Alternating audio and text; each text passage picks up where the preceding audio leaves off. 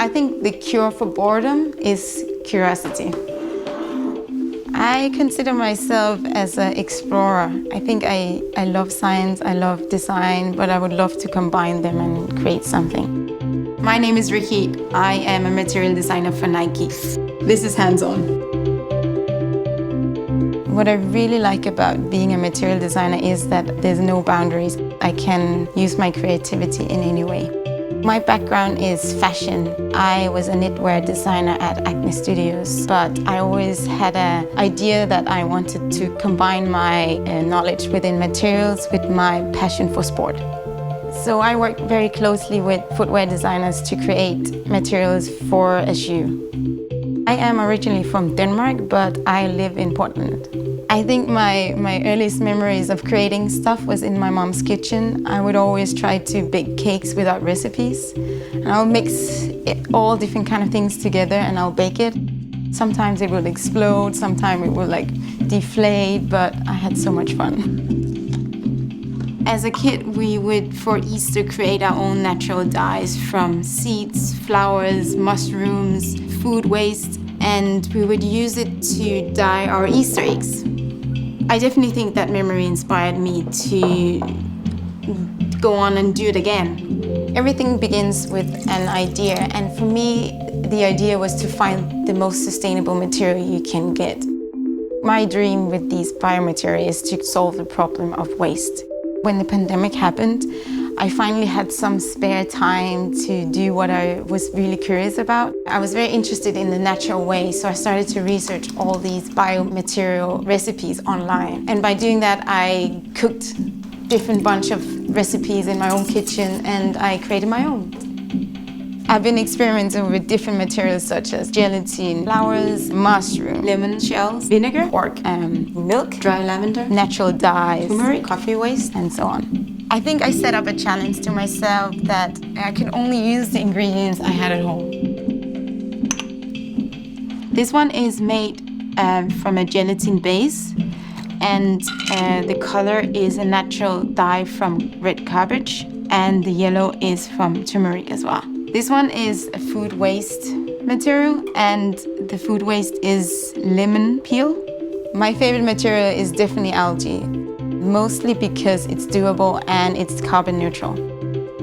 These are some of my early explorations. Some of them failed really badly, but that's part of the process. Add more of certain things or remove certain things just to see if that will give a different outcome. And see, this is the happy accident. So welcome to my garden. Now we're going on a little scavenger hunt.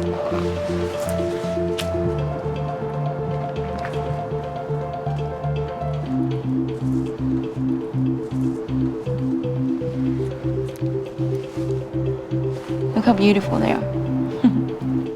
These are just waste from the street. When I showcased my work to my material team member, they were all very excited about it and they asked me for my recipes to create their own material at home.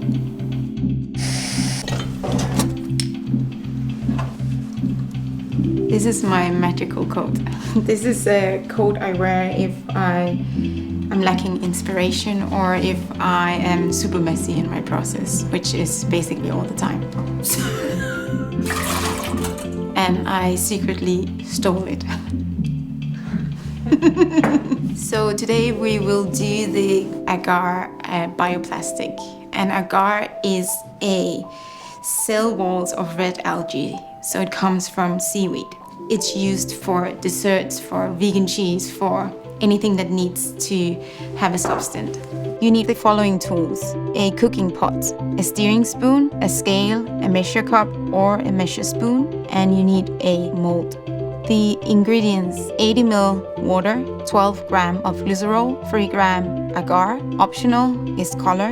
You can use food color or homemade natural dyes. Nu skal vi lave en masse rod. Let's make a mess. I'm gonna triple it a little bit because we need to use it in a Air Force tooling mold. Quarantine life, you don't have access to everything you wish for, so I decided to create my own mold of an Air Force One. Tooling you add to the bottom of your shoe, and it's usually made by rubber But imagine if it was made out of bioplastic. Mix all the ingredients together in a pot. Water, algae, glycerol is also called glycerin. Stir it a little bit to combine all the ingredients. And then you heat it up. If you add less glycerin, you would have a more fragile material. So if you want it to be more durable, you would add extra. And the thinner you make your bioplastic, the more transparent it will get. So you just keep on stirring until the liquid turns into a more dense mass. So basically, you can add any ingredients to this mold before or after. I like to do that just a little bit before. Just pour it in.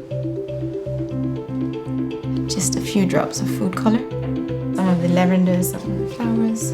You can add anything for the pure aesthetic of your final outcome. The more vivid the color is, the better. It takes a while before it starts to harden. Then you just need to wait. It takes approximately 30 minutes to an hour before you can remove the material from the mold, and you can kind of test it and see. Ready?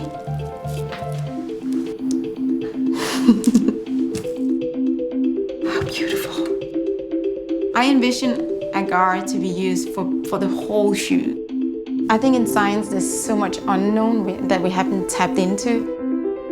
For me, it's just a magical box I can open and I can just do anything with it.